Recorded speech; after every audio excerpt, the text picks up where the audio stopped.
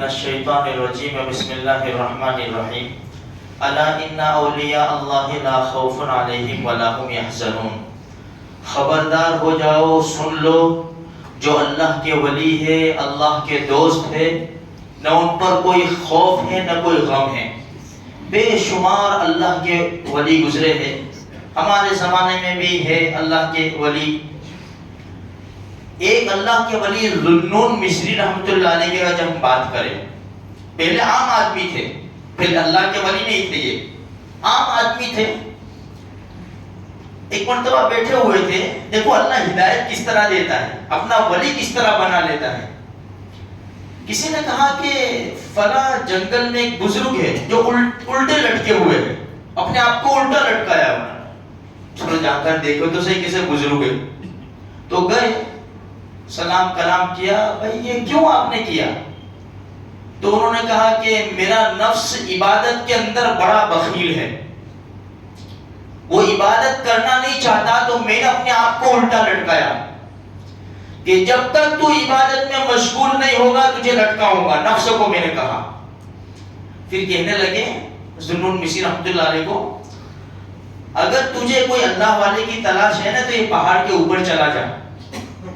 تو میں گیا، میں نے پہاڑ کے اوپر جا کر دیکھا ایک اللہ والا پڑا ہے، پاؤں کٹا ہوا ہے اور پورا جسم کیلوں سے بھرا ہوا ہے اور اللہ کے ذکر میں مشغول ہے.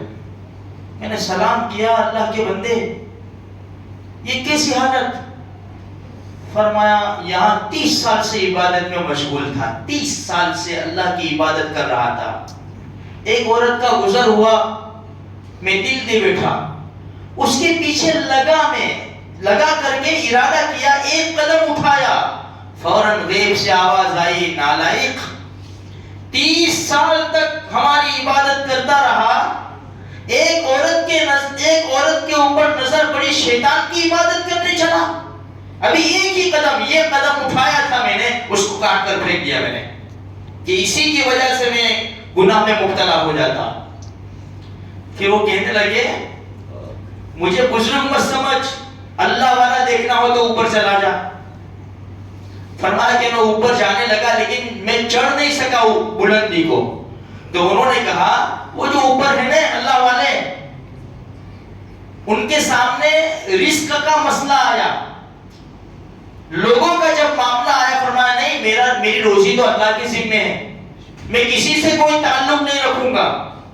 جیسے انہوں نے سچی نیت کی اللہ کی، تو اللہ پاک نے چاروں طرف شہد کی مکھیاں بھیج دی. ان کی پوری زندگی شہد کے اوپر گزر رہی ہے.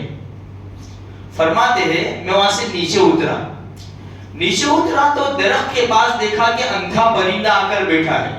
میں حیران ہو گیا کہ یہ اندھا پرندہ ہے، اس کو روزی کیسے ملتی ہوگی،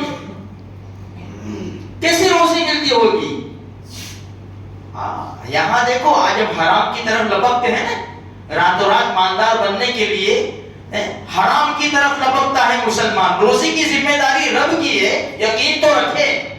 ذوالنون مصری فرماتے کہ میں کھڑا ہو گیا، اس نے زمین کو کریدنا شروع کیا اپنے پاؤں سے، چوٹ سے. تھوڑی زمین کریدی، ایک پیالی نکلی سونے کی جس میں تل بھرے ہوئے تھے، دوسری پیالی چاندی کی جس میں عرق گلاب کا پانی بھرا ہوا تھا. اس نے تل کھائے، پانی پیا، درخت کے اوپر جا کر بیٹھ گیا، وہ پیالیاں غائب ہو گئی.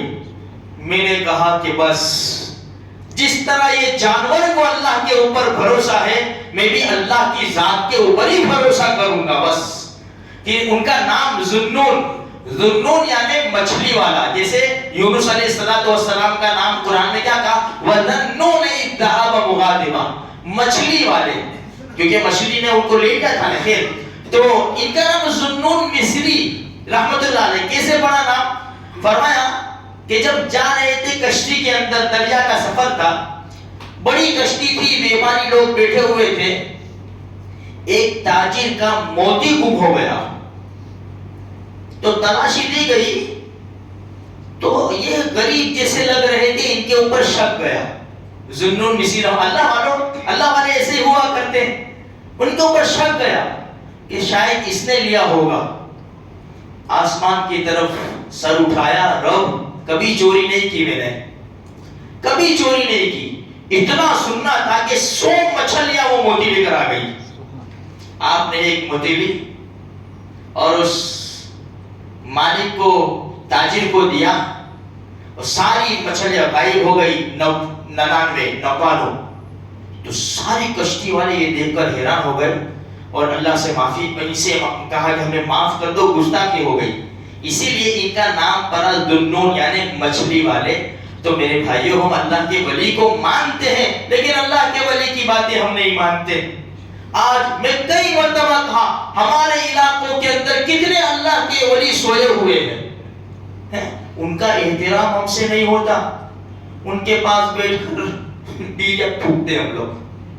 اللہ کے ولی کی قبر مبارک کے پاس بیٹھ کر بیڑیاں پیتے, لنگیاں پہن کر, آج لنگی چڑھا کر بیٹھے ہیں, قوالیاں گانے, ایک دوسرے کو گالی بولتے ہیں. کیا ہم کیا کریں؟ معین الدین چشتی اجمیری رحمۃ اللہ علیہ کی قبر کے پاس جاتے ہیں بڑے احترام کے ساتھ. خواجہ قطب الدین بختیار کاکی بڑے, تو یہ بھی تو اللہ کے ولی ہے نا, یہ بھی تو اللہ کے ولی ہے, وہ بھی اللہ ہے, دور ہے تو وہ اللہ کے ولی, اور ہمارے پاس ہے. تو میرے بھائیوں, تھوڑا سا احترام کرو.